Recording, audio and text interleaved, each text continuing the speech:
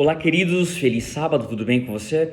Quero recapitular de maneira bem rápida, objetiva, deixar algumas lições na sua mente e no seu coração sobre o estudo da lição, de maneira geral, né, do que tratamos essa semana. Nós estudamos sobre a defesa da verdade, né?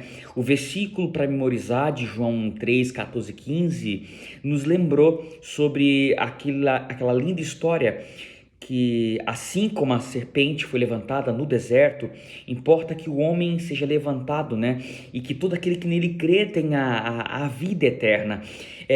Logo no início, ali no sábado, relembrou para nós a história de Policarpo, né? Um homem que agora já idoso foi levado para ser martirizado e foi pedido para que ele negasse o seu Deus. E ele fala assim que como ele poderia negar esse Deus que só fez o bem para ele, que não fez nada de errado para ele, pelo contrário, como ele poderia falar mal de um Deus que salvou? Eles preferiram a morte do que negar esse Deus tão maravilhoso.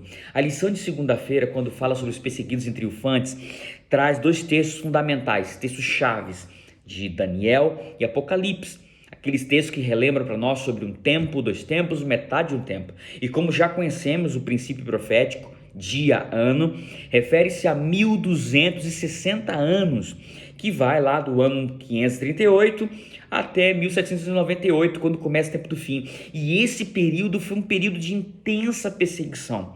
E a gente percebe, e a lição apresentou isso, e vai trazer uma reflexão importante para mim e para você, que sempre que o povo de Deus permanece fiel, Satanás se enfurece. E logo a fúria dele, a perseguição vem com certeza em seguida.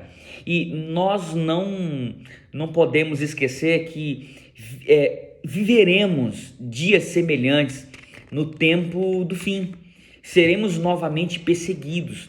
E assim como aqueles mártires no passado, eles foram valorosos e fiéis, precisamos permanecer firmes e fiéis à palavra de Deus, porque a luz vence a escuridão. Na parte de segunda-feira, lembrou para nós algo muito importante, baseado lá no livrinho de Judas, versículo 3 e 4, sobre as advertências que o mesmo deu ao seu povo. No período que Judas estava ali vivendo, não é Judas Iscariote, tá? Que é um outro Judas, discípulo de Jesus. Ele deu admoestações para a sua igreja sobre as heresias que estava adentrando no meio dos salvos, no meio do povo de Deus. E essas admoestações, elas foram significativas, certo? Foram significativas para combater os ensinamentos pagãos da época, certo? E a promessa de Deus, né? Tem um destaque aqui do livro Grande Conflito, página 52, que eu quero ler para vocês o seguinte: em cada época houve testemunhas de Deus, pessoas que guardaram em seu íntimo a fé em Cristo como único mediador entre Deus e o homem, e mantinha a Escritura Sagrada como a única regra da vida e santificava o verdadeiro sábado.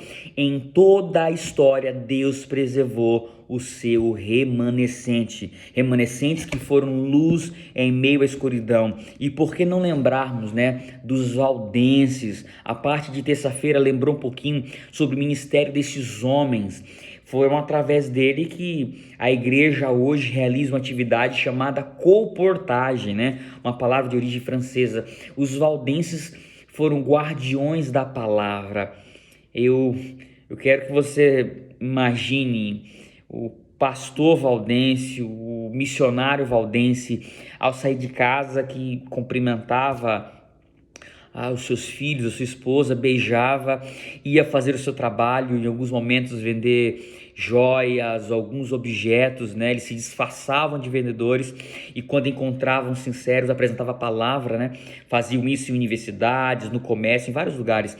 Só que esses homens iam fazer a missão e não sabiam se iriam retornar, porque nesse processo a sua vida poderia ser ceifada. A vereda dos justos era como a luz do alvorecer, que vai brilhando, brilhando, até se tornar dia claro, dia perfeito. E os valdenses eram essas luzes que brilhavam e que foram luz na região da França, Itália e muitos outros países ali da Europa. A reforma protestante, que a gente viu um pouquinho na parte de quarta-feira, trouxe à tona um personagem, John Wycliffe, né? O Wycliffe, ele tinha um testemunho, um caráter que foi transformado, educado através das escrituras, né?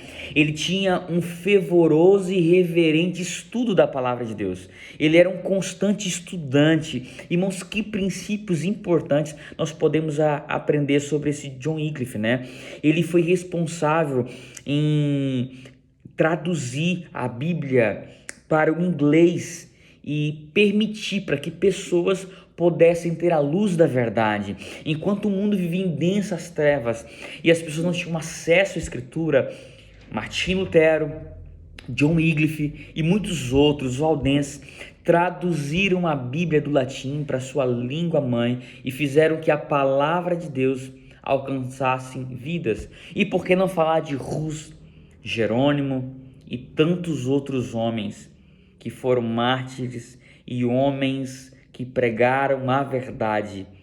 E se a gente olhar além do presente e pensarmos na ressurreição, no amor de Cristo, amigos, temos motivação suficiente para o mesmo. Eu quero resumir essa lição que foi especial. Esse aqui é apenas um lembrete para você que foi professor, para que essa mensagem fique viva. Eu quero compartilhar com vocês uma história que eu li essa semana, quando estava estudando, fazendo a minha meditação. Essa semana eu decidi ler um trechinho do livro Obreiros Evangélicos.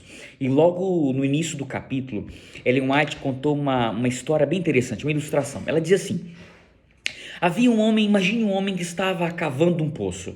Ele estava arduamente batalhando e fazendo o seu trabalho. Mas quando menos esperava, veio um desmoronamento de terra e cobriu aquele homem.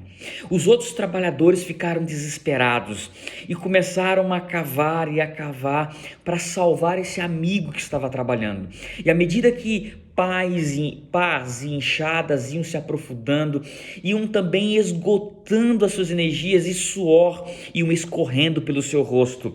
E na esperança de encontrar o seu amigo vivo, eles fizeram um buraco menor, colocaram ali um cano para ver se conseguia se comunicar com aquele homem e saber se todo o seu trabalho valeria a pena. E ao colocar um cano profundamente na terra, eles conseguiram contactar aquele homem que dizia assim: olha, continuem, eu ainda estou vivo, sufocado na lama e na terra, mas ainda estou vivo. Eles continuaram batalhando até que resgataram aquele homem. E ao tirar ele do poço profundo, todos se alegravam. Havia um sentimento de alegria e de júbilo. À distância, as pessoas poderiam ouvir outros cantar e comemorar por aquele homem que foi resgatado. Mas, amigos, nós estamos falando de alguém que foi salvo da sua vida, do seu físico. Que alegria, que sentimento nós teríamos em salvar uma alma. E que esforço nós temos feito para salvarmos almas, pessoas que estão perecendo sem Cristo, sem a mensagem do Evangelho. Se nós teríamos interesse, assim como aqueles que salvaram o amigo do poço, teríamos desejo de cavar e cavar para que aquele homem fosse salvo, por que não fazer o mesmo para que muitas almas sedentas conheçam a verdade?